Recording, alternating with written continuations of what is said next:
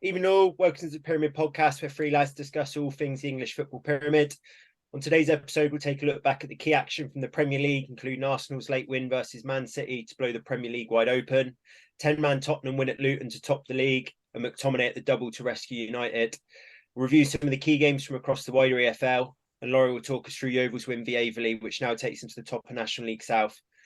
I'm your host, Alex Murphy, and once again, I'm joined by Tom Lawrence and Tom Gallagher. Boys, we'll start at the Emirates. Arsenal 1, Man City 0. Not the best game ever, but Loro opened the Premier League right up.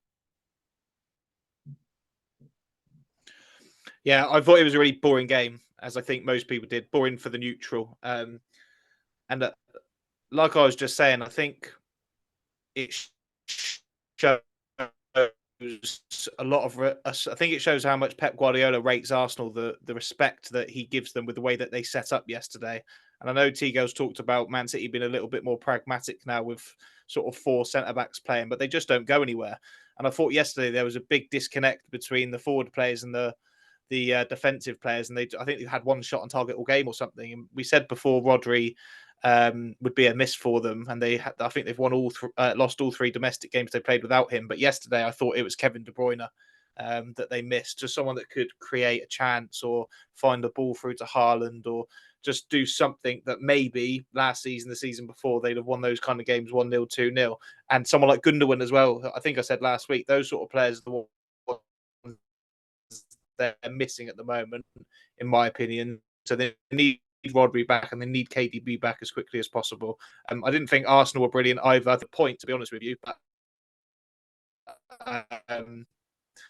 yeah, massive bonus for them, and it's great. We've got two teams ahead of Man City in the league now going into the October international break. Tomo? Yeah, poor game.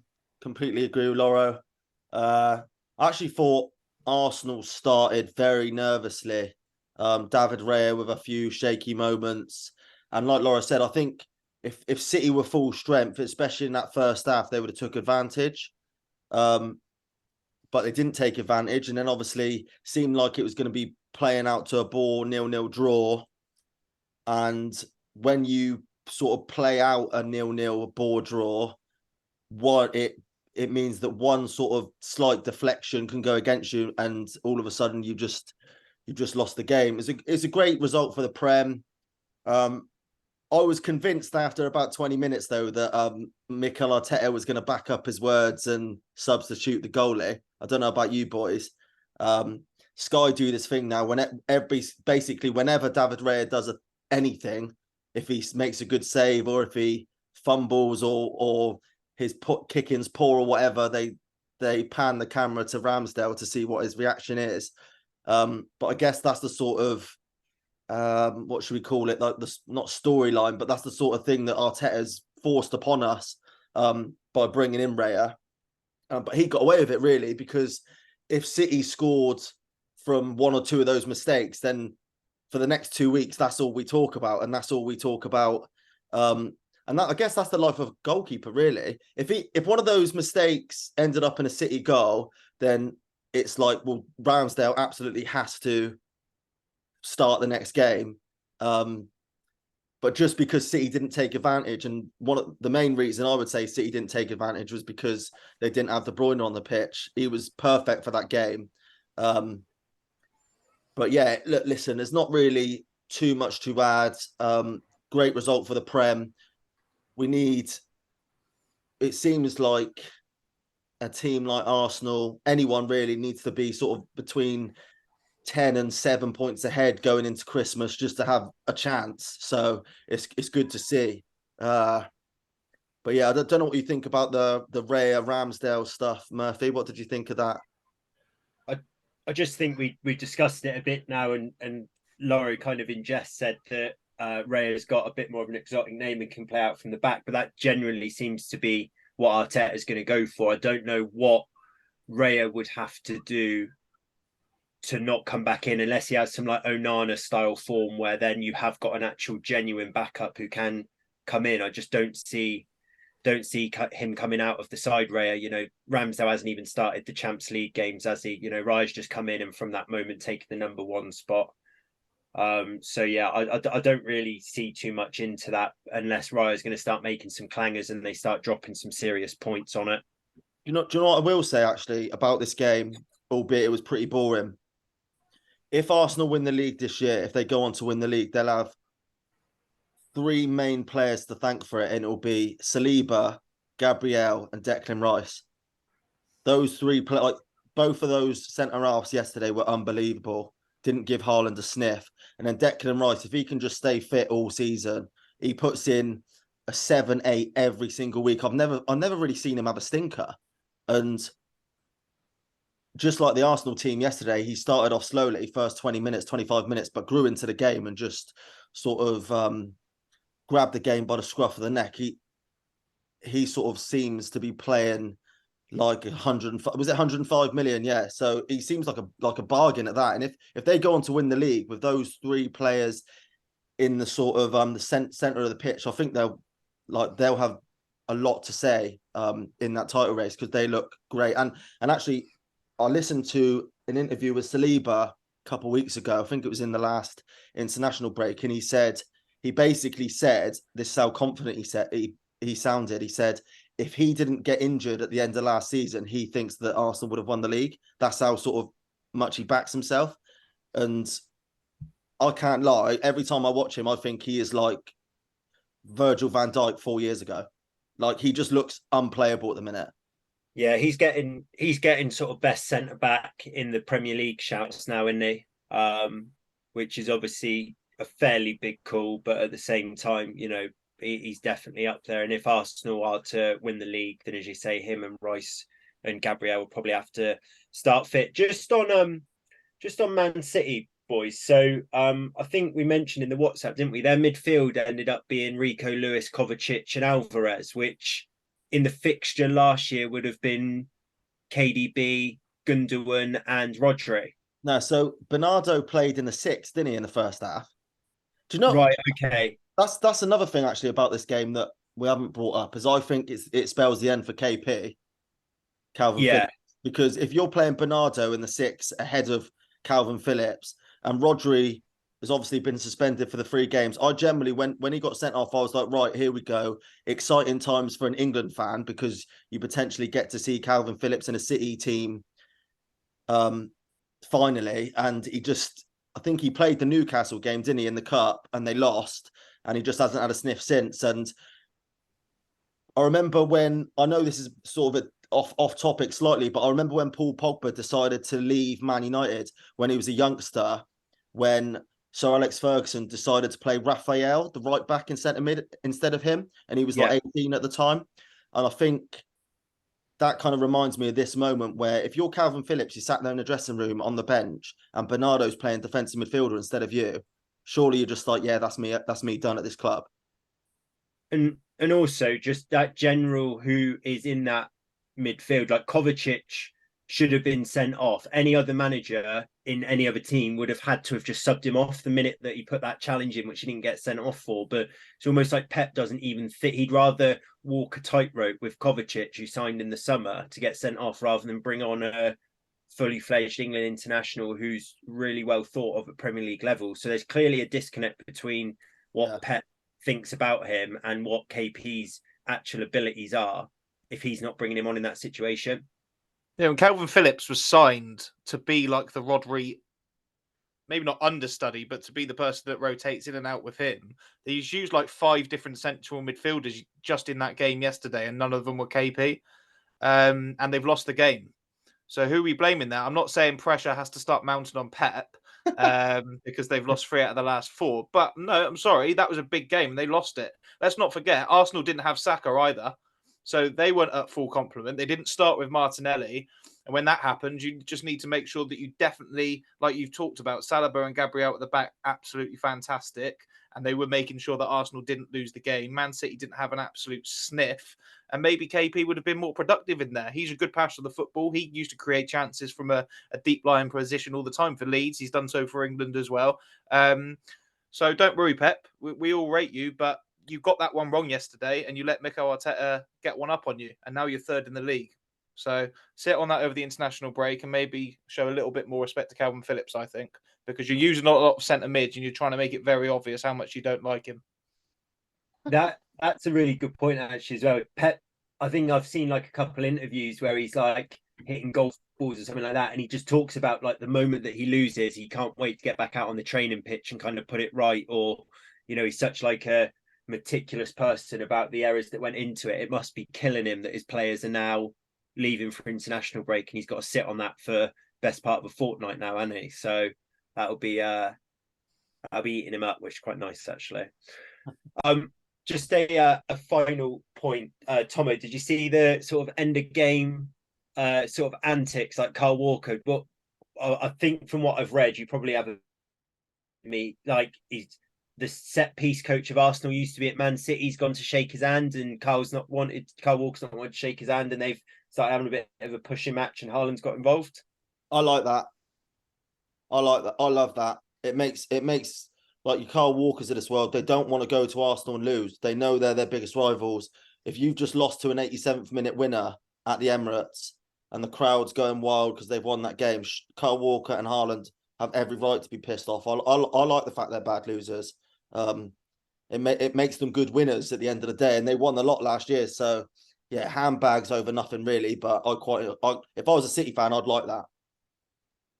Yeah, I saw Ben White was on the scene as well, and he had that sort of falling out with Foden in that last year as well. He looks like he enjoys boiling a bit of piss, Ben White. But yeah, I mean, great result for the Premier League, great result for Arsenal, and yeah, already looking forward to seeing how that City and Arsenal react after the international break. We'll move on to the earlier game from Super Sunday, boys. So Brighton to Liverpool 2. Salah getting a brace for Liverpool, which is highly annoying because I've not got him in my fantasy team and other people are starting to. But Adingra had put Brighton in front after a McAllister mistake, and then Lewis Dunk equalised sort of in the 80th minute for Brighton, and Brighton maybe should have gone on and won it. Tomo, thoughts on that one? Yeah, I think you're doing McAllister a bit of a disservice there. I watched that back, and it's just Van Dijk's error. Like it's a suicide ball into McAllister, and McAllister just stood there like, if you're going to play it to him, you have to absolutely twat it into him. Yeah. But fair play to the lad Adingra. I think that's how you pronounce it. Yeah, he's another one that just popped up at the start of the season who no one had heard of, and he looks like some sort of decent player.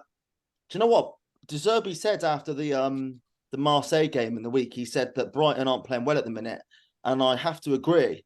But the fact that they've got the draw and they fought back against Liverpool, and the fact that they got the draw against Marseille and fought back there, I think they're showing some good character. And if I'm right in thinking, they've got Man City next. Is that right? Brighton. Away at the Etihad. Yeah, so that's the toughest game of the lot, and then if they get through that, then hopefully for them start playing a little bit of De Zerbi ball again and get wins on the board. But yeah, I thought it was a really good game, to be honest. Another one where you just rue, for me personally, not having Mo Salah in my FPL team. I've got to do some serious jigging there to get him in because he just seems to... He just bags every week. You got to get rid of Haaland to get him in, and that seems to be the conundrum. Or if you have Haaland and Salah, the rest of your team are just utter peasants. Yeah, and yeah, do you know what? In this game as well, if we're looking at it from a Liverpool angle, I thought they played really well, looked good going forward, but it showed, and I think Laura, you've touched on this quite a lot over the last few weeks. You're just not like 100% convinced with them, and they've been getting the results, and they've looked good, but they showed a lot of vulnerabilities against Brighton. I know quite a lot of teams can show a lot of vulnerabilities against Brighton because they're a good team, but I thought it was sort of an example of where Liverpool are at the minute, just that notch below your Arsenal and Man City. I know Brighton are a good team, and obviously Brighton were at home, so it's not the end of the world, but I just thought they looked a bit shaky at the back. Joe Gomez, when he come on for Trent, Matoma just sent him back to Cheltenham every single time. He was unreal. But yeah, good game though. I enjoyed it. Yeah, and I think we found the next £120 million player from Brighton, and it was that Baleba in midfield. Anyone ever heard of him before? Never. Just absolutely ran the show for large periods of that game. Couldn't believe it. I've actually felt sorry for Liverpool because I personally did think McAllister had an absolute stinker. But the weakest area of that team for me is probably the midfield. Although Szoboszlai has been a good sign, I've never really rated McAllister that highly, and I don't think he's having a big impact there. And I think that's costing them a little bit. But Labour in midfield for Brighton was fantastic. But I don't know why no one's speaking about Alisson for the first goal. Regardless of what happened in the middle of the pitch, that was another example, one of those goals that I think we've seen it at Brighton this year, actually, where they just shouldn't go in. You shouldn't just be able to pass it into the net from 25 yards. That was Adedringa, who also had a good game.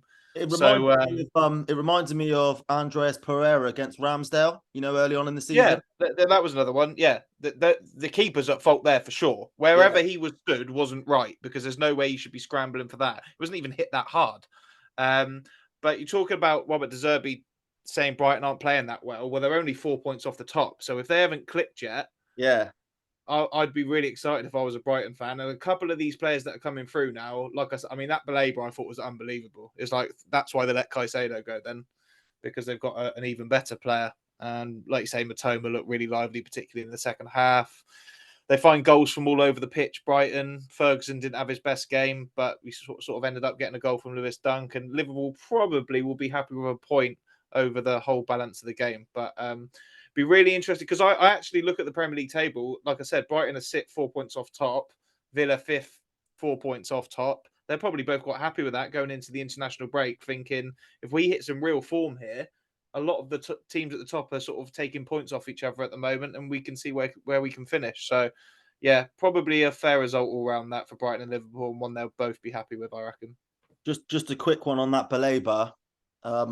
19 years old, but to make you feel old, boys, he's born in 2004, and Brighton signed him from Lille this summer for 27 million euros. Albeit, if you're thinking that was after they just got 115 million for Caicedo, so obviously Lille would have put up the price anyway. Yeah, he's 19, so you're thinking 18 months to 24 months at Brighton. He's gonna they'll quadruple that. Yeah, 100%. He looked good, didn't he?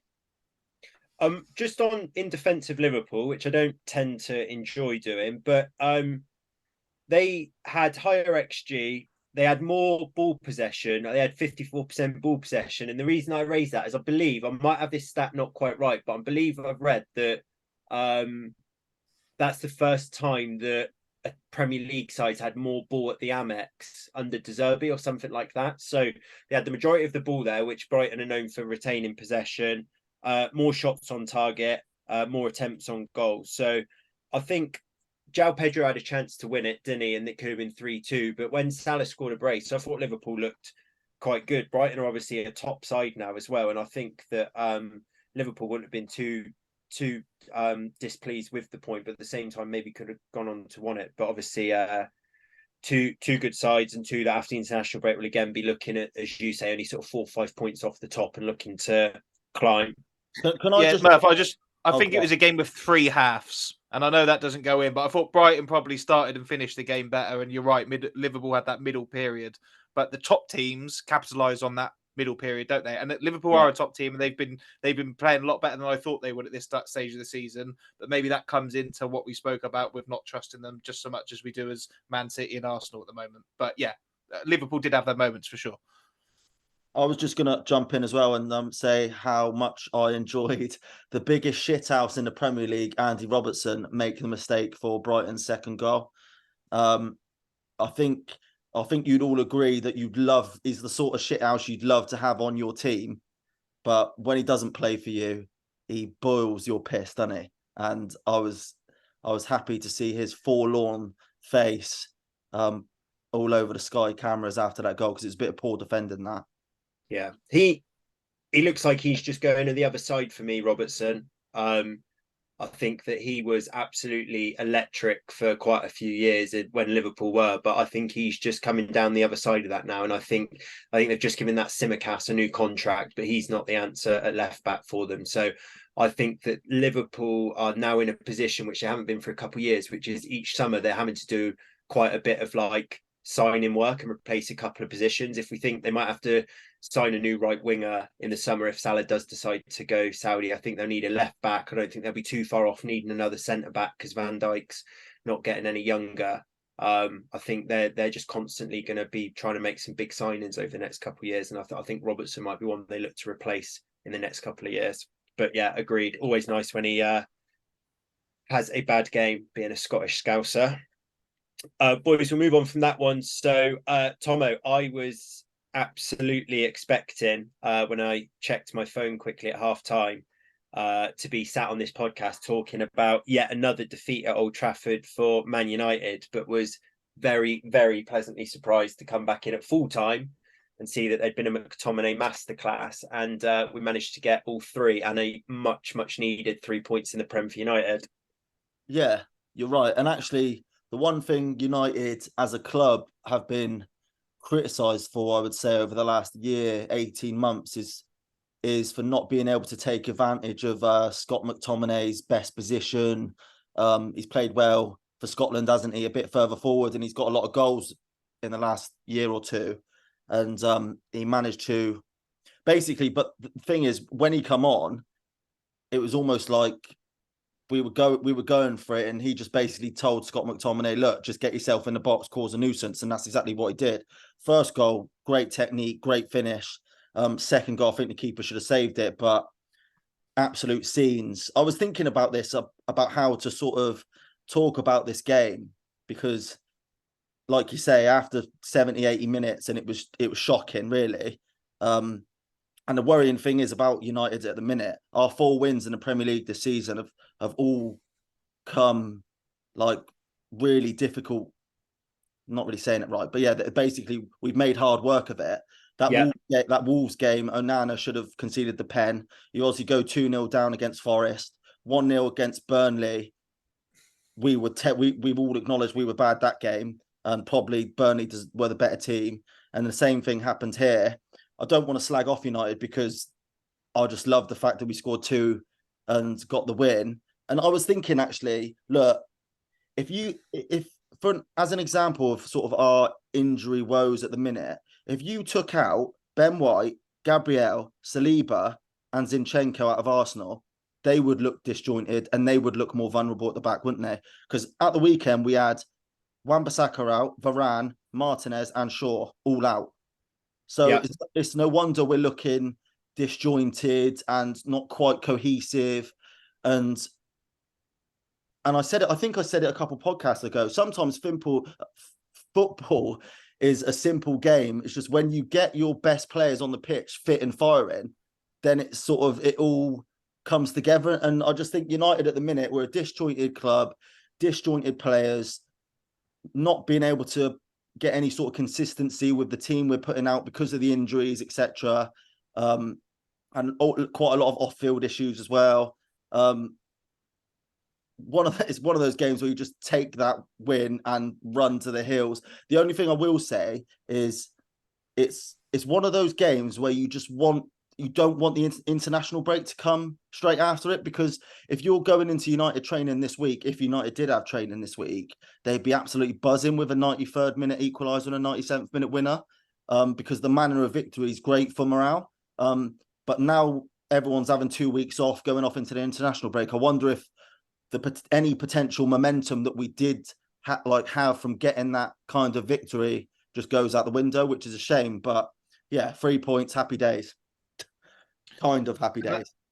I mean, you've just said it there. You didn't have your back 4, Shaw, Varane, Martinez, Wan-Bissaka. I said the exact same thing after you beat Burnley a couple of weeks ago in those exact words, and I was battered for being positive. But for me, look, I just think it's there for United. I think you've got the beating of so many teams, but there's something that holds you back, unless it's like desperation at the end or gung-ho where you're 1-0 down again.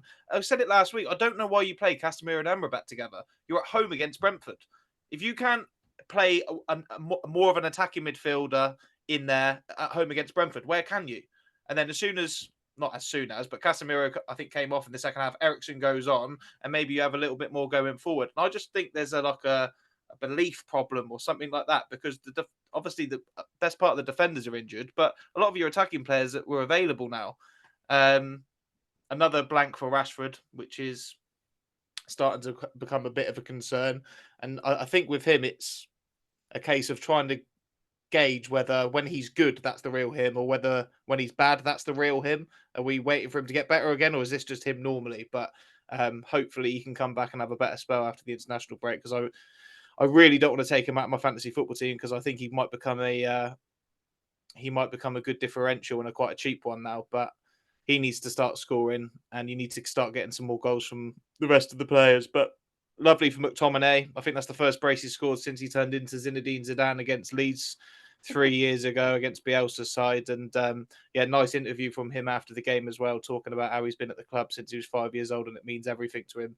You probably need a little bit more of that in and around the place at the moment. So that was one very good spark and another good 3 points.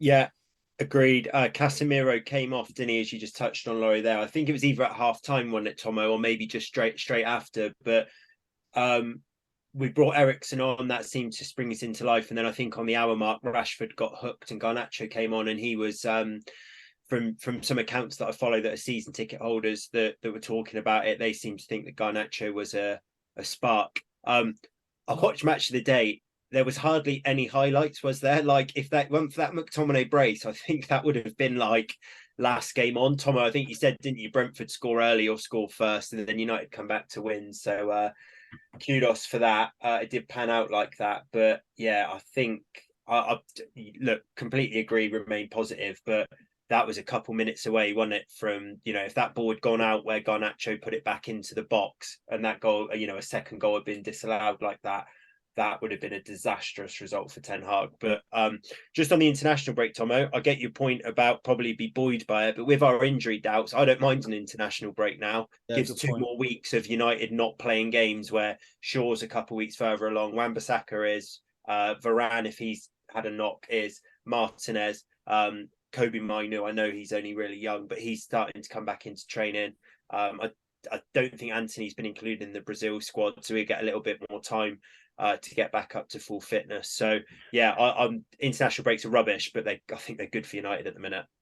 Quick one for you boys as Man United fans. Interesting to hear this as an outsider looking in. If I asked you both to rate your confidence in Erik ten Hag being the man to lead you forward at the moment, 1 to 10, 1 being he's got to go, 10 being he's perfect, where would he rank? 7.5. I think he's made some mistakes, but I still fully back him. Wow. Murph? Yeah, about that. I was going to say 7 or 8. I'll go 8. I think that he obviously doesn't always like cover himself in glory with some of his like tactics and things like that, and he does seem to back the same players. But I mean, only a couple months ago, before we've had this injury crisis start this season, we had a trophy winning season, back into the Champions League, nearly won the FA Cup. And yeah, I think that he will eventually, if he's given the time to stay here, is going to get some new ownership that comes in as well, and maybe a bit of stability at the club. I think that he's definitely, we can't just sack another person, can we? We've been through Ralph Rangnick, Ole, Carrick, Giggs, albeit very interim, Jose, Louis van Gaal, David Moyes, all since Fergie. And each time it's the manager gets overruled by the players and we get rid of him and then bring someone else in who wins a few games and then we stop. I just can't think of who the person you'd bring in who would change this would be. Like, who would we replace him with? I think his man management's poor, his tactics are abject, and my rating would be 3 out of 10. I'd bring in Zinedine Zidane. I'm not going to laugh at you. I'm speechless. Right, boys, we'll move on from that. But yeah, great win for United in the end. Important 3 points. And it's funny how it looks sometimes, isn't it? I looked at the Prem table and saw that with teams dropping points, we're suddenly sort of 5 or 6 points off of being back in the mixer. So let's see what we can do post-international break. We've got a Manchester derby actually coming up very soon after international break at Old Trafford. So that could be a real turning point for Ten Hag and his boys. Another game from yesterday, chaps. West Ham 2, Newcastle 2. Obviously wasn't on TV, but watched the highlights back. Looked like decent action in the game. We spoke about Newcastle needing to guard themselves from a potential kind of midweek Champions League hangover, and Eddie Howe sort of pointed towards a bit of a hangover in that game. But looked like Newcastle were quite lucky to come away with a point in the end, Laura. Oh, I thought Isaac had a chance to win it. When they were 2-1 up, he went through for his hat-trick, 1-on-1, decided to take it round the keeper. If he scored, it's one of them where if he scored, it would have been a good goal. But I think a player like that should be scoring, and that would have won them the game. So, although he scored a brace, and he's probably their player of the match, Trippier with another assist as well, he had the moment to win it for them, didn't, allowed West Ham, time to come back, and obviously they ended up getting the winner. So, overall, it's probably actually quite a good point because West Ham are a good side this season, I think. I think they're a really good side this season. James Ward-Prowse, again, looked like he had another really good game. Jared Bowen's back to his best. You've got players like Kuda scoring. Thomas Soucek was back on the score sheet yesterday as well. Overall, probably a good point, but Newcastle, completely different side away from home, and a point there against West Ham is probably quite decent. And yeah, you might be right. West Ham are disappointed they didn't get the 3 points because I think there was a chance very late on that Bowen flashed across the face of goal and Ben Rama couldn't get the right touch. But I just thought that moment for Isaac, that was the moment that if he scores that and it's 3-1, Newcastle just look like really serious customers again. I know they are already, but yeah, I think he hit the post, and it's one of them that sort of commentator said it was unlucky. I don't think it was. I think he should have scored. So although he got a brace, Isaac should have won the game. Ended up being 2-2. Pretty fair point all round, I would say. Yeah. Do you know what I wanted to talk about actually was we spoke, didn't we, in the last pod about Nick Pope, about we're all a little bit dumbfounded by why he's not included in the England squad this season. And actually, I think there was another error for the opener, wasn't it? And I don't think he's been that good this season. I wonder. You'd assume, because he is a good goalie, you'd assume he'd sort of play. He's going to play his way back into form, but he's sort of starting to become a bit of an issue for Newcastle. I thought the game demonstrated Eddie Howe being a very good manager, because for 45 minutes, West Ham were by far the better team. And we spoke about the Champions League hangover. They definitely had that in the first half. And then second half happened, and obviously he said something. He put a bollock up at them or something in the change room, and they were a much better team in the second half. You got to start to think that West Ham are going to have to start this Kudus fella now. He's come from Ajax, hasn't he, for big money? Scored a couple in the Europa League a couple of weeks ago, and he's been starting in the Europa League. And I think now he looked like he sort of brought so much energy and so much quality when he come on, and obviously his goal was top class. So you'd think he'd nail down a starting spot soon. But it's just a good game. Do you know what is actually, this game demonstrated to me, I think, that the Premier League is almost the best it's ever been, like top 10. Because West Ham are just a very strong team. And if you go away to West Ham and get a point, you can't begrudge it. It's not like a bad point anymore. And you've got, if we're looking at like your Villas, Brighton, West Ham, Newcastle, all of these teams that are outside the so-called Big Six, so that's top 10. And those four teams there are quality. And I'm looking at it as a United fan, if you go to any of those four teams and get a draw away from home, it's like not the worst result in the world. Whereas 15, 20 years ago, it was like there's a big four, top four, and everyone else you just smash. Because it feels like the Premier League, with all the money that's coming into it, it's just getting stronger and stronger and stronger. And as a United fan, it's not looking good, bruv, because it means that United have got to be on top of their game and on top of their recruitment. And it feels like we're sort of, if we're standing still, we're going backwards. But another good game, great result, or great game, yeah. And some of these teams now, like West Ham, obviously won the Conference League, so they're in Europa based off of that. But Newcastle, we spoke about it last week. They're they'll be buoyed by beating PSG in nights like that, as you said, Tomo. They'll want to be Champions League. They probably, from a financial fair play point of view, need European football to then do their next level of development. Arsenal, City, Liverpool, Tottenham all look like they're going to be, up there for the top four. Brighton, as you say, look good. They're in the Europa League now. They might want to get back into that.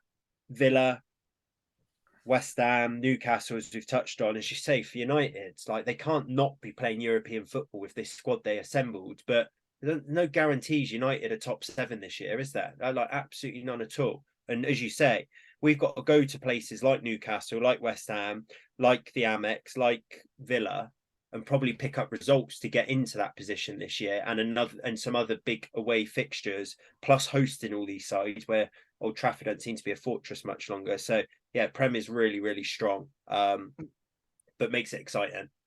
Sneaky good start from West Ham. They're above Newcastle in the league. So it's not, you can't just expect Newcastle to go there now. That's a really good point for them, really, looking at that. And I'm just looking at their starting 11. They're like a goal scorer. No disrespect to Antonio, who's been a good player, but they're like a really good striker away from being a proper contender. We're talking about Brighton and Villa. West Ham are only just behind them. And you look at their team on paper, although they've got a different kind of manager stylistic-wise, they've got some really strong, good Premier League players in there with Paquetá and Ward-Prowse and Bowen and Alvarez. A really, really strong defensive unit as well. I really rate that a good. So be interesting to see where they go. And if they can start picking up goals from their striking areas, I'm trying to think who normally comes in if Antonio's not there. I guess it's Danny Ings who hasn't really done it for a long time. That's an area they probably need to sort out. But yeah, good, sneaky, good start from West Ham, and actually looks quite a good point on paper for Newcastle. That. And do you know what, as well, just quickly, because I know we probably mention him, and we have mentioned him already in this podcast a couple of times, but Ward-Prowse, 30 million. Yeah. He's just playing 7, 8 out of 10 every game. It's like he's slotted into that West Ham midfield like he's always been there. And I know Declan Rice has big shoes to fill, but it feels like they don't miss him at all. Do you know what I mean? Yeah. Like Ward-Prowse he's slotted fantastically well. Obviously, we all knew he was a good player, but we didn't know what kind of ceiling he has. And the way he's playing, it's an absolute travesty that he's not in that England squad. Yeah, he's in the top 3 signings of the summer for me. Top 3, maybe top 2, alongside probably Declan Rice, who he's replaced at Arsenal, and James Maddison at Tottenham. But yeah, I was thinking that exact same thing watching Match of the Day. Everything seemed to go through him, and he's got like this sort of like new lease of life, playing probably a better team now. No disrespect to Southampton. So I agree, it is a travesty that he's not at the England side. Yeah. They've always seemed to be like a side for love a set piece as well, don't they? Like Souček scored goals. Their centre halves are normally they're absolutely massive, aren't they? West Ham. Yeah. It's like playing against Space Jam. And he's got the ball on a piece of frozen rope, whipping a set piece in, and he just puts it where he wants it. And unbelievable signing. I think you bang on about a Declan Rice thing. I think sometimes sides get bogged down by having a complete and utter star. We'll come on to Spurs in just a second. And everything was like, we need to go through Harry Kane and he'll save us. It felt like it was just like West Ham was like, oh, Declan Rice will get us out the shit, or Declan Rice will drag us through. You don't want to ever lose to your best players, but sometimes when they go, it's a bit of a weight off everyone else's shoulders because they all need to step up a bit, and they're not just sort of thinking, well, he's the main man and I'm not. So yeah, great start for West Ham. Final point on Newcastle before we do move on as well. I think if you ask someone how Newcastle started this season, they'd be like, yeah, they've made a decent start to the season. They're 1 point ahead of Man United, who've made a disastrous start, many people would say. I know you factor in Champions League form on that, but yeah, just food for thought. Boys, we'll move on to Tottenham. They went and won 1-0 at Luton, and they're top of the league going into international break. So Spurs fans in dreamland, and did it the hard way as well. Basuma sent off first blot on his copybook from this season, because it was a pathetic second yellow, wasn't it? It was a simulation to be sent off as rubbish, and there were some big chances missed in that game as well from both sides. But Loro, Big Ange's boys go marching on. Yeah, it's the character within Tottenham that's a massive difference at the moment. Okay, they've brought in some really good quality with James Maddison, and I know he turned provider on Saturday to make sure that they could come away from Kenilworth Road with 3 points. But again, it's just another thing you do not associate with Tottenham. Going down to 10 men, they'd have lost the game 2-3-0 last season. And Luton, although they started off poorly and we all think they're going to get relegated, they've been a little bit better of late. And they picked up a win against Everton away from home last week. And their tails would have been up. I know they lost to Burnley. But I know we keep saying it, but another checkpoint ticked off. Man off, down to 10 men, away from home. They still come out on top. And they're top of the league. And I keep saying it, when does it get serious? The answer to that question is I don't know. I don't know when we start looking at the Premier League table, but we're talking about Arsenal and Man City. Tottenham are top. And that is because of the great man, Ange Postecoglou, a couple of his signings, the character and the nature of Tottenham Hotspur Football Club now is completely different to what it's been like before. And that's without Harry Kane, which sometimes you can forget. So, yeah, wax lyrical about Tottenham Hotspur at the moment and Ange Postecoglou, and they'll be full of confidence coming back from the international break. That's for sure. Top of the league. Yeah, I've not been shy about giving Yves Bissouma some praise this season because I think he's been different gravy, but he owes me about 20 fantasy points because he completely fucked me when he dived. Honestly, it was shocking. It was the worst second yellow card I think I've ever seen. And when you've taken the captain's armband off Erling Haaland and put it on Heung-min Son, and you've also got James Maddison in your team, that's the worst. That's the last thing you want to see, because you didn't think Spurs would get many goals after that. Richarlison missed some sitters in that game early doors. Look, I know you're talking about Luton getting better and better, but actually for the first 20 minutes of that game, they were shocking. And Wolves, I don't know why I'm thinking of them, but Tottenham should have been about 4 or 5-0 up. They've missed, I think, who was it? It was like some stats person, I know you love these, Lotto, put up like after 12 minutes, Tottenham had like a 1.21 XG after 12 minutes. Yeah.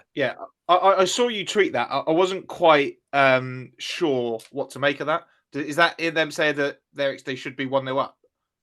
Well, it just basically means that Tottenham have created 4 or 5 really good chances that you'd expect on another day to score one or two of them. Yeah. Richarlison missed a couple sitters in those first 15 minutes. I think Son set up someone as well, and Maddison blasted one over. It was one of those games that you talk about like Tottenham and Ange Postecoglou changing their mentality. It did feel like when Bissouma got sent off after they missed all those sitters that they were going to go back to Spursy being Spursy again. And lo and behold, James Maddison pulls one out of the hat, sets up Van der Ven, who, by the way, had a great game and looks like he's properly growing into that Spurs centre-back position. And another thing as well I think he's doing is making Romero look like a proper defender. Because Romero alongside Eric Dier last year was an embarrassment, and he was rash, and he was getting sent off, and he was getting bookings, and then obviously he goes and wins the World Cup. Messi calls him the best centre-back in the world. And this season, Romero looks like a completely different player. And I wonder if it's just because he's playing alongside Mickey van der Ven, who looks like calm, assured, he's quick. Obviously got the goal on the weekend, so gets the plaudits, and he got man of the match. But there's a lot to like about Tottenham in it, and at the minute, and that's just another, as a United fan, it's just another club that's doing better than United. That's another club that is going to go into the top 4 that United are not going to get into. So yeah, it's tough. It's tough out there. Yeah, and we talk about their attacking prowess and Maddison coming good again, and Son's had a good start to the season. But for the first time in quite a long time as well, Spurs seem to have got this settled back 4 now. And you just touched on it then. Van der Ven and Romero are a really good partnership. And that Van der Ven, I've heard some interviews with him. What a great fella.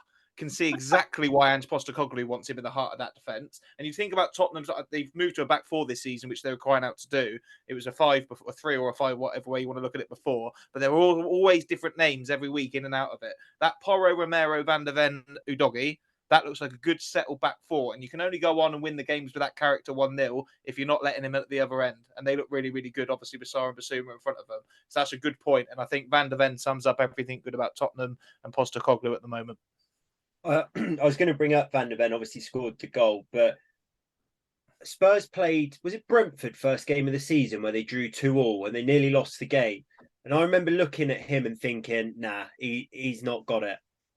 Which shows what my eyes for talent's like. But I think I watched Udogie as well in that game. I've never really thought too much of Pedro Porro. Romero obviously always seems rash. And I remember watching that. I think Spurs went like 1-0 down and maybe 2-1 down. But I thought, no, he's not got it, that Van der Ven. He didn't look good. But watching him now, he looks quick. He looks strong. He gets back, covers people. He's good in the air. He looks like, as Laurie says, a decent chap as well. Like, but that's sometimes what a manager does, isn't it? Just takes a back four and turns them into it. Doesn't need to be the best players in the world. He can just get players gelling and ticking. Exactly that. It's about the back four as a unit. And I'll make a Leeds comparison. Luke Ayling, Stuart Dallas, and Liam Cooper all used to be thought of as like League One players, lucky to be in the Championship. And they were 3 of the 4 that took us all the way to the Premier League and were very good in the Premier League under Bielsa. And it's because of that unit, not individually, the right characters and the right abilities next to each other and the right balance, and they can go forward as a unit. And I think the good side is like when Leicester won the league, same team every single week, and the back four is a big part of that. And if they can keep that back four ticking along, playing well, grinding out results, keeping clean sheets, they're going to be very, very good. We haven't spoke about the keeper. I'm not going to lie and say I've seen too much of him, but that's probably a good thing. Yeah, another top win for Spurs. They got some nice fixtures after international break as well. We've touched on not having European football, but they've got Fulham, Palace, Chelsea, Wolves all in their next 4, albeit then have a couple of tricky games with Villa and Tottenham. But let's just see how far this continues. Boys, round up of the other games from the Premier League. So Everton 3-0 versus Bournemouth. Important 3 points for Everton, and Tomo will love this, but more XG than Man City so far this season, which is meaning if I've got XG right, crafting out some big opportunities, but just not always putting the ball in the back of the net. But if Calvert-Lewin's coming back and finding some form, and we've touched on Jack Harrison and how they could potentially link up, a great result for them. And yeah, they probably don't want the international break because they go straight into the Merseyside derby afterwards, and they'd much prefer that to be this upcoming weekend than in a couple of weeks' time. Burnley 1, Chelsea 4. So Chelsea have actually now won 3 in a row in all competitions. Looks like Poch has just started to get them going, and Raheem Sterling looked really good. I can already tell that if Rashford's form continues to drop and Sterling starts form continues, he'll be back in the England squad, in the November squad, probably, after being so gutted about being left out of the last one, and obviously this one. Yeah. We had this exact conversation when Sterling had that worldie against Luton. Yeah.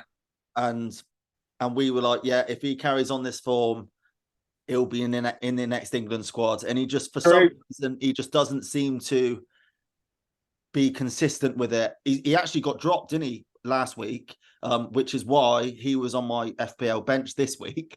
And then he goes and gets 2 assists and a goal. Fuming about that. Cheers, Raheem. But yeah, and do you know as well, I was going to mention Nico Jackson's goal. I don't know if you boys watched it. It reminded me. Very good. Yeah, I wasn't going to say that at all. It reminded me of Jadon Sancho's goal against Liverpool last year, where it looks really composed and it looks really... Oh yeah, you always had a weird view about that Sancho goal, didn't you? Where you thought he would look that composed, but he was actually really unconfident that he had to take like a second, third touch. Yeah, and I think that's that about Nico Jackson, where he just looks so... Everyone's going, oh, how that's so composed, nothing like Nico Jackson. But the reality was, in my opinion, he was so unconfident, he didn't want to take the ball first time. So yeah, I think even though he scored that goal, it was a sign that he's a piss poor finisher. That is a staggering attack on a man who's, for me, just scored an unbelievably good goal. Do you know what? I watched that and thought, I've given Nico Jackson a lot of shit. He's not a goal scorer, but that was absolutely fantastic, and I'm going to give him loads of praise. And an unprovoked attack from Teagow, likening him to Jadon Sancho, who's been training with the kids. I think that's bang out of order. I will just just to come back to the Sterling point about the England squad, and we say, you know, he doesn't continue this form on, but what looked like a really, really deep, difficult position to get in on that left wing for England, because you were thinking Rashford, then you got Grealish, then Sancho obviously was at previous tournaments, but now nowhere near it. Suddenly looks like it's up for grabs a bit, doesn't it? Like, does Foden want to go and take it by the bollocks and it be him? Will we end up playing like Maddison a bit further out there? Could someone like Sterling find some form and reclaim it? Is there a wild card there with Anthony Gordon like having a good season? I'll be really, really intrigued to see who starts out on that left wing in the summer. What I will say is I do think Sterling, when it comes to the Euro squad, I think that Southgate would pick a Sterling over a Bowen. But with this squad, he's picked Bowen because he's the man in form. But I just think come next summer, say for instance, let's say Sterling's in the squad and a Rashford or a Grealish gets injured first game and is out of the tournament, I think he would rather play Sterling as ahead of Jarrod Bowen, if you know what I mean. Yeah. Sort of take him to a tournament for the experience that he's got. And he's clearly got his favourites. It doesn't seem like Raheem Sterling's among his favourites at the minute. But my prediction is that Sterling, no matter what, if he is fit, he'll probably make the squad. Yeah, but I think you're right to highlight that left-hand side position. And I think Southgate has shown that he's concerned about it as well, because he played Maddison, I think, on the left against Ukraine in the last international break. Yeah. But nothing really matters with England anymore, does it? Because we've got Jude Bellingham. So it doesn't matter. I don't care who you play out there. Yeah, we're going to win it all, aren't we? Just very quickly on this Sterling thing, actually, he flew home from Qatar, didn't he? And do you think that's where Southgate's maybe like lost a bit of trust in him? Well, hang on a minute. His house was robbed, wasn't it? Yeah. Yeah. when he called out, is that being a bit odd in the end, or am I going down a rabbit hole I shouldn't there? Yeah, rabbit hole. Right, okay. No, hang on. You keep bringing Sterling up. You talk about Southgate having his favourites. For a long time, Sterling was one of Southgate's favourites. That's actually one example where he has dropped a big name when he's come off form. So I think the Sterling one's been handled fine. And if he can go on and consistently put in performances like he has against Burnley at the weekend, and it is only Burnley, who, by the way, have been horrific this season so far, then he will find his way back in the squad. And that left-hand side is up for grabs. Grealish ain't getting a game. Rashford's absolutely terrible. Maddison doesn't play there. Foden, going to say it, massively overrated and just never kicked on. So someone's going to have to do it. Maybe it'll be Raheem. Yeah, I think we'll move on from that bombshell there. Rest of the Premier League action. So Fulham 3, Sheffield United 1. Sheffield United only on 1 point, looking a fair bit of bother down at the bottom there. Wolves 1, Villa 1. Hwang scoring for Wolves and Pau Torres for Villa. Ollie Watkins had a great chance to win it, literally with the last header of the game, hit the base of the post there. But yeah, he'll be looking to take some of his form into the England squad. I want to give a big Loro shout out to Hwang, because that's 5 in 8 for him. And Wolves have needed someone to put their head above the parapet for a while now. And Hwang's the one to do it. He was the match winner against Man City, and his goal obviously meant they came away of a tricky game with a point yesterday as well. So good on him, and hopefully that continues. I've always liked him. We used to be linked with Leeds a lot. I really like him as a player. Just about to say that. A couple of years ago, you used to say you'd have him at Leeds, wouldn't you? He was getting links there. Yeah, he's a good, like, one of those players you can tell tries really hard and has got a bit of quality. It's just a consistency. But he seems to have found a little purple patch of form, probably another one that didn't want the international break to come. But if he can kick on, look, 5 in 8, I think he's 3rd in the league for goals per minute behind Wilson and maybe one other. So, yeah, just wanted to mention Hwangy on this one because I like him, and that's a really good start. Yeah, well done, Hwangy. Boys, we'll move on to the Championship, because obviously we're in no way going to talk about Palace 0, Forest 0. Sunderland 0, Middlesbrough 4 in a row now for Michael Carrick's men. Game that completely threw me, that scoreline. Seeing that, expected Sunderland to continue their good form, but Carrick seems to have turned it around there. And I think we spoke a few pods ago, might be in a bit of trouble, Tomo, but Middlesbrough seem to have hit back and starting to get some points on the board now. Yeah, it was obviously, when you look at it, it's a great result, 4-0, but the turning point was the red card. And I don't know if you boys have seen it. It was a second yellow, basically, for a sweat, like I think he told the ref to fuck off. I think it was Dan Neil. And you hate to see sort of a big northeast derby, the game to change on a sixpence like that, just because the refs a little bit sensitive to kind of those kind of things. It's a shame, really. Laura, I wanted to bring you in actually because did you see Sam Greenwood's goal? Absolutely unbelievable finish, and I think I'm right in thinking I listened to the highlights and they said that he was born in Sunderland, played for Sunderland's academy, and obviously scored the goal to make it 1-0. And then I don't know if you boys saw this as well. I heard it on the Rest is Football podcast this morning, so I looked out for it when I watched the highlights this afternoon. And that I think it's Crooks who scored the second. He wheeled away and did the Shearer at Sunderland. And I mean, I shouldn't find this funny, but then the Sunderland fans obviously kicked off to the extent of throwing bottles at the Middlesbrough players. But if you're going to do the Shearer at Sunderland, you've got to expect something, haven't you? But yeah, great result for Carrick. They seem to have turned the corner a bit. Goals are flowing, and that was the issue, wasn't it? So onwards and upwards for Mickey Carrick's men.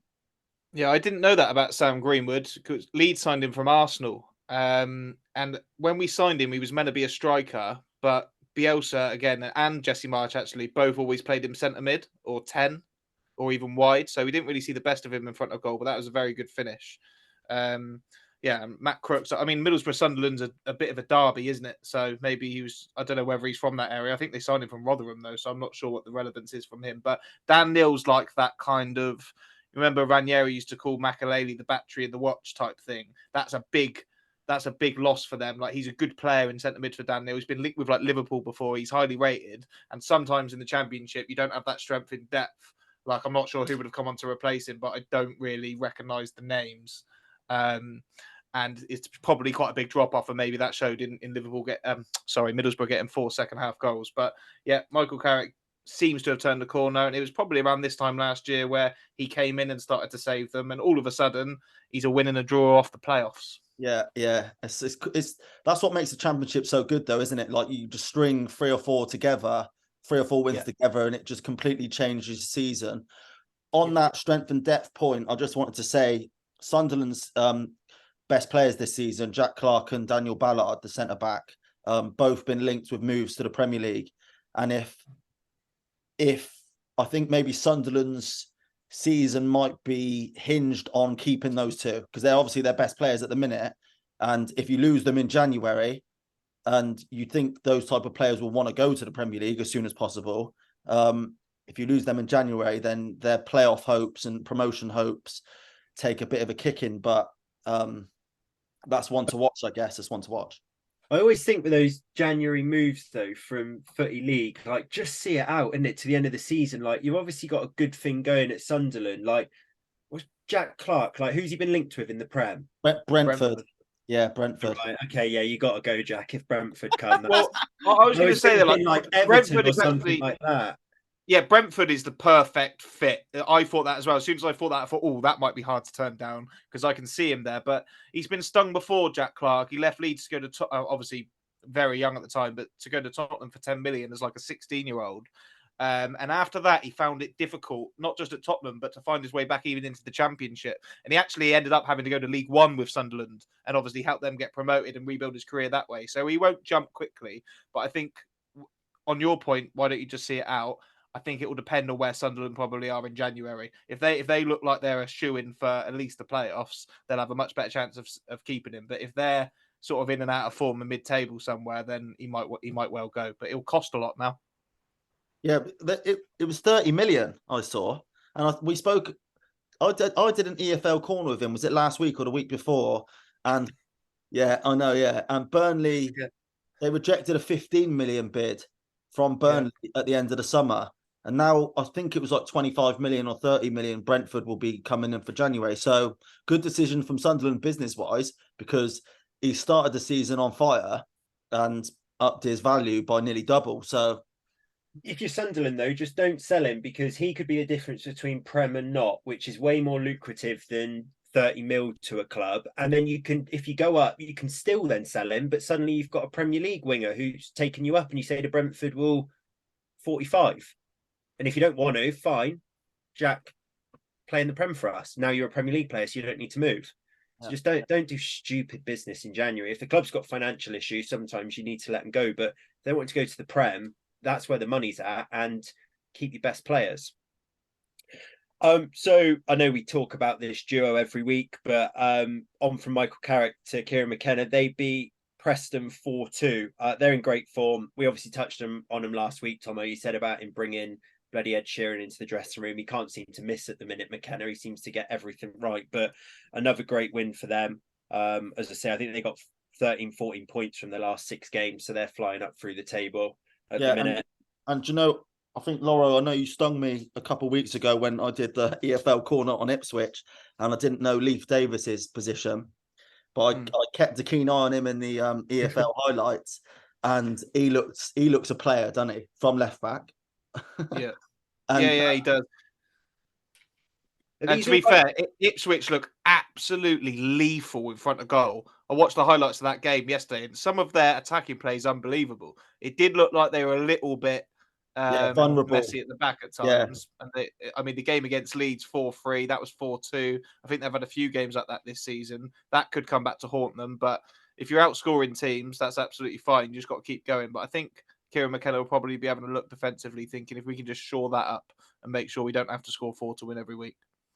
Yeah, and they've got, and if you have a look at the goal scoring charts in that league as well, they've got a few players who are just notching goals. That Broadhead, he's got 5 for the season. Chaplin, I think he scored the first on the weekend from that cleverly worked corner from Leif Davis, actually assisted. That was his 5th for the season as well. So they got loads of players chipping in with goals.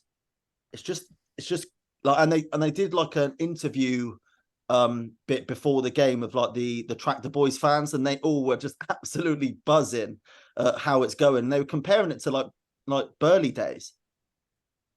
Well, didn't they nearly get the Champions League with Marcus Stewart in those days? Yeah, Burley. I think Burley, they finished 4th, didn't they, in their first season in the Premier League? Yeah, but they're comparing McKenna to him. Stunning side that was. Marcus Stewart up front.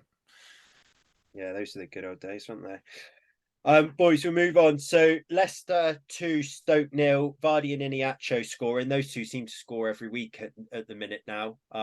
Great result for them. And they stay top of the league.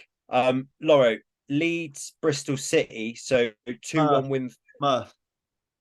So can I just interrupt there quickly? Because I've got a couple questions for you boys that I wanted to talk before we moved on from Leicester, because obviously another expected win, and they seem to be cruising their way back to the Premier League. But the questions I wanted to ask you boys is this: do you think Leicester fans are enjoying this season more than they have the last couple of years in the Prem? And if so, is it then better for a team to be relegated from the Premier League to then regroup and then look like, because they're winning every single week, it must be great to be a Foxes fan at the minute. And the reason why I ask is because when you listen to pundits and journalists talk about relegation from the Premier League, it's always as if it's some sort of like cataclysmic event, and it's almost like a club cannot go down because of the financial side of it and rah. But actually, last season, Burnley demonstrated that it wasn't the worst thing in the world to go down. I know they're struggling this season in the Prem, but the Burnley fans had a great time last year in the Championship. And it's similar, I think it's similar with the Leicester fans now. So what do you boys think about that? Well, it's all right if it works like that, but Leeds got relegated after being in the Champions League semi-final and then didn't come back for 16 years and had to toil away in the Championship and League One. And that's the danger, isn't it? If you go down and it doesn't work and you get stung with a surprise one, Sunderland the same. So yeah, I mean, if you can guarantee that you can have a great season, win every game, as Leicester have started brilliantly, then I'm sure they are enjoying it. But no, I don't think it's ever good to be going down unless your club needs a total reset and it's best for everyone involved. Because a big reason I suppose I would ask is because of Everton, like Everton Football Club. We always talk about the last maybe 3 or 4 years, they almost need a relegation just to like completely reset the club. Yeah.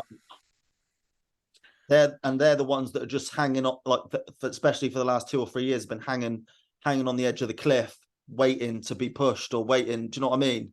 And it feels like the only way that the answer to that is if you can guarantee promotion back next year. So like Laurie's just touched on and you said about Burnley last year, it's like, yeah, come back up. Leicester look like they're going to come back up, but Leeds, as Laurie said, went down there.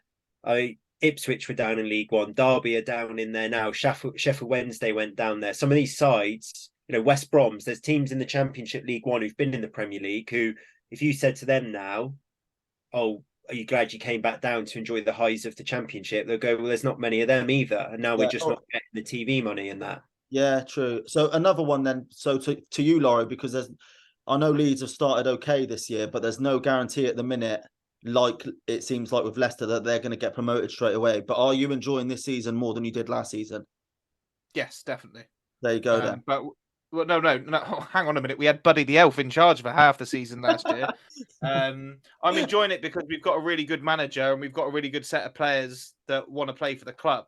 And you just need to take a look at the outgoings in the summer to see the kind of players that were wearing the badge for us last season that culminated in getting relegated.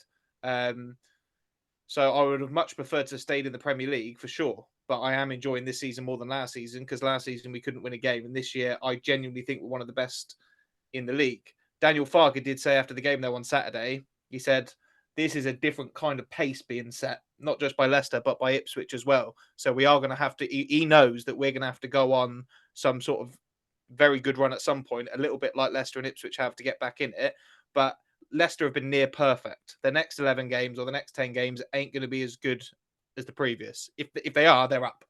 But at some point, I still think that there will be a tricky period for them to negotiate, and hopefully Leeds will be there waiting. It's a really good point, actually, on that pace being set, because there's now an 8-point gap from Ipswich to Preston with that result at the weekend, which, in the Championship, that's a few game weeks that can switch around. But just set some context, that's the gap between second and third. That's 8 points. There's a 7-point gap between Preston on 20 points and 17th place on 13 points. So that just kind of highlights that gap starting to build a bit. And if they keep winning every week, as you say, can't continue like that, you wouldn't think. But these teams are just going to have to keep winning and sticking in there to even keep pace at the minute, let alone chipping away at that. So, yeah, impressive starts for both of those sides. Laurie, we'll come on to Leeds then. So 2-1 win versus Bristol City at the weekend, and Dan James and Joel Pirro with the goals. Yeah, I ain't got a lot to say on that. It was job done. I think it was another one where I don't know what the XG would have been on in it, but I would imagine it was something like 8-1. And Joel Pirro, who some of the really clever Leeds fans have been worried about him playing out of position, is now on 5-8 in the league. And as Daniel Farke said last year, as Daniel Farke said in his press conference last week, I've managed in this division twice before. Both times my player got golden boot in Timu Pukki, and both times we won the league. So I know my business. XG stats, Laurie, for you? Yeah. 2.65 for Leeds, 0.23 for Bristol City. So a well-deserved victory. You can't even get consistent XG. I've got it here and it's completely different. So people must judge XG different as well. So says it all. Boys, so Birmingham 3, West Brom 1.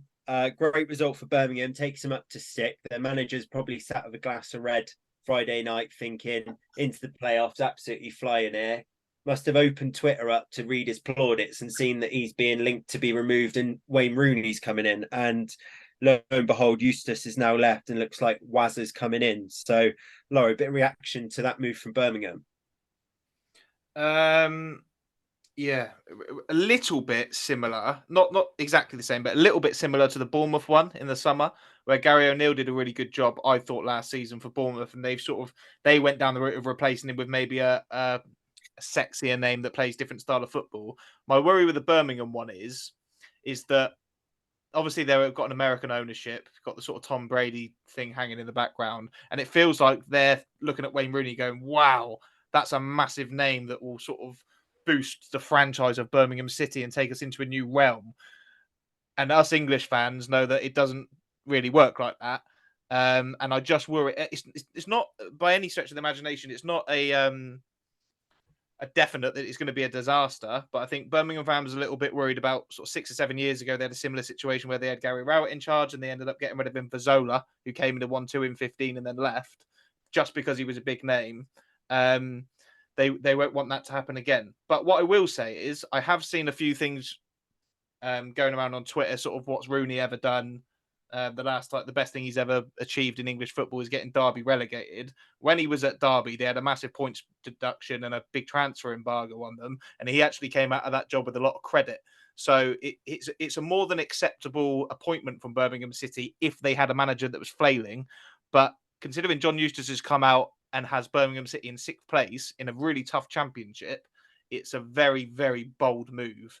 And one that they're going to have to live and die by. And it's not going to be an easy one for Wayne Rooney to go in there and replicate that kind of success, because Birmingham haven't been a team that have been in and around it for a long time. So to see them in 6th place lets you know just how good a job John Eustace has done. So very, very interesting to see. Yeah, well, has Rooney been announced yet, Tomo? Is it like completely done or still? No, it's not been announced, but it's sort of, it is going that way. As a United fan, it's definitely one you'll sort of keep a keen eye on, and you wish him well. It's one of those ones where just because of the circumstances, it feels like it could be a bit of a poison chalice for him, just because he's coming in to replace a manager who's doing well already, and it almost feels like at the first sign of it not going well, it's all going to kick off for him, and everyone's going to sort of get on his back. But I'm with you, Laura. I think he did. I know he got relegated with Derby, but I think he did a good job there. And I think pundits and journalists and fans can appreciate the job he did there, albeit they got relegated. But the circumstances it was like special circumstances, really, wasn't it? And I thought he created a really good sort of us versus the world atmosphere. So if he can go in with Birmingham and do that, then hopefully he does well. Obviously, he's one of my favourite players growing up, so I'd like to see him do well. But I know he hasn't done that well with DC United in this spell as manager in America. But obviously, English football championship's a different ball game. Yeah, I think he'll be sacked by Christmas. It's a good point though. Like, they're 6th. It's sort of like they can't really get any. They're not going to be in the top 2, so they're already in the playoffs. Like you say, as soon as they lose a couple of games, if that happens and they're out of it, it looks like a disastrous appointment. So the timing of it's very weird, but it's a gamble and they've rolled the dice. I just never ever think real enigma players, English players, do well in management, like Merson, Gaza. Merton's stint at Warsaw is not comparable. Terrible. What about Gaza at Boston? Horrendous. Now Rooney, it's almost like they're such good players that they go to these football league sides and take them over and just look at them on the training ground and think, you lot are shit. Like, they're like, right, whip it in and bring it under first time. And these players are like, oh no, not quite got that, Wazza. I think Rooney's different, and here's why. A sole appearance on Monday Night Football, which is all I've got to go by because that's all I've ever seen him do. And I thought he was mightily impressive alongside Dave Jones and Jamie Carragher. So I know being a good pundit on Monday Night Football is not a good sign for a good manager. Take Gary Neville at Valencia, but I thought he spoke well. And obviously, I know we talked about it and mentioned it again, but he did a good job at Derby, even though they got relegated. So it'd be interesting to see. I'm really looking forward to him coming in. Yeah, we'll wait and see with Wazza. I'm not as confident. And when it's like your favourite player from growing up, you want him to do well, don't you? But I'm not so sure with that one. And then just a little shout out, boys. Plymouth 1, Swansea 3. Didn't win their first 7 games in the league, but now they've won 4 in a row, Swans. So slowly climbing up through the table. But yeah, they're starting to, I think they're up into top half now, and Cardiff doing well as well. So 2 Welsh sides who are doing a bit in the Championship as well. We'll briefly move on to League One. So 2 teams who've got 15 points from their last 5 games, Portsmouth and Oxford. Portsmouth beat 2-0. I think it's Colby Bishop scored a brace for Portsmouth. I think he's got 8 in the league now already this season. So he's absolutely flying. And as I say, Oxford won again as well. So those two teams starting to just make some decent headway at the top of the table there in League One. And Cheltenham won, Derby won, had to be against Paul Warren's Derby that Cheltenham got their first goal of the season. So a young fellow called Rob Street put Cheltenham 1-0 up against Derby, and I can only imagine that was absolute scenes when he scored. Elsewhere in League One, wins for Peterborough, Barnsley, Stevenage, who are all kind of trying to keep pace at the top. There were Portsmouth, Oxford. But that's not all of the weekend action done in League One. And if you do need your football fix, then I don't know why, but Burton versus Cambridge is on TV tonight in the league. I thought, is that a derby? But they're 4.5 hours away. I have no idea why it's been picked for TV. I don't know what the backstory is there. But yeah, if you want to tune in for some Monday night football, that's where you can get your fix. Then just moving on to League Two. So 4 points separate first to 8th now. So I've got an apology to make first up to you two boys. Barrow won, Notts County won. 87th minute penalty for Barrow, but that cost the banker treble. And I've cost everyone's charity of choice some money there as well with that pick. So I can only apologise. I will look to do more research over the international break and look to come back stronger. But yeah, my bad on that one, chaps, because obviously Leicester and Yeovil won. Stockport won 1-0 versus Doncaster. So they're now 6 in a row and absolutely flying up the table. Louis Barry's carrying them to glory. Gillingham 2, MK Dons 1. They're up to 3rd, but they're managerless now. Laura, seen any more on who their manager's going to be? No, I haven't. I think it should be Carl Robinson. I think they'll enjoy that. I think one of the biggest things, I mean, Neil Harris has obviously done a half decent job because he's left. They played one game and they're 3rd, 2 points off top. But I think a lot of the criticism towards him is possibly the style of play and it wasn't the most attractive. Carl Robinson is someone that will come in and play football there, and he's quite a big name for that league and has been promoted before with MK Dons. So that would be my choice. I'm not sure who the latest, I haven't looked at the odds today. I don't know who the latest one is, but can I just say the top 3 now is the top 3 that I said it would be at the start of the season. Stockport 6 in a row. Their manager, Dave Challoner, only ever gets promoted. Promoted various times with Fylde, got Hartlepool promoted from the National League to League 2, got Stockport promoted from National League to League 2. Playoff finalist last year. I would imagine they'll probably end up romping the league this year. And still got the likes of Paddy Madden up front, and I think Nick Powell in midfield this season, haven't they? So, yeah, they are ominous now, I think, Stockport, and might end up running away with that league for me. Yeah, they 6 in a row, as we just touched on for them, and think they will climb on. You're right, Laura. I've just tried to get the odds up here. Carl Robinson 2-1 favourite to beat Gillingham's next manager. He's into 6-4 elsewhere. Then Scott Lindsay at 2-1. That's the Crawley manager. Mike Williamson 12-1, Liam Richardson 14-1, and Danny Cowley at 14-1. Another team who haven't got a manager, Bradford, they won 1-0 versus Swindon. They're 14th, but only 4 points off 5th, and quite a big club. But I've seen that Kevin McDonald, Laura, is even money to become manager there. Then that Liam Richardson and Danny Cowley, and then Carl Robinson. So say, I guess, being the same league, same names would be about there. But yeah, Kevin McDonald looks like he's the likely one to go in and take over at Bradford. What's that? Is that the ex-Fulham centre midfielder? Oh, he's at Bradford now, right? So that will be he's obviously playing for them, and they've just said that he can step into the shoes type thing. Well, yeah. We didn't speak about this last week, did we? Mark Hughes, that's him done. He'll never manage again. Will he? He's gone to Bradford in League 2, fucked it, and they're talking about his centre midfielder taking over. This is a guy who's managed 6 Premier League clubs. Over. No one else is ever going to be making that jump again, just for the love of the game. Hughes will be sat at home with his toes out now thinking, right, new career. Yeah, it's going to have to be a new one for Hughesy, but it does. Why has he got his toes out? I don't know. I was just going to move chilling on. Out. He's just chilling out. Yeah, socks off for Hughesy. Yeah, I'm surprised to see him go there, Hughesy, with claiming he was a world-class manager. But we had this debate, didn't we, on would Pep Guardiola be able to do it in League 2, and I think that spells that he wouldn't. Elsewhere, the action round there, Crew lost 4-2 at Salford, who've now won 3 in a row after I all but confirmed that Neil Wood would have to go. So they're turning around there. Did you boys see Salford's second goal? No, good one. Well, it was Matt Smith's second goal of the day, 8th goal of the season, in the league. But no, basically, Crew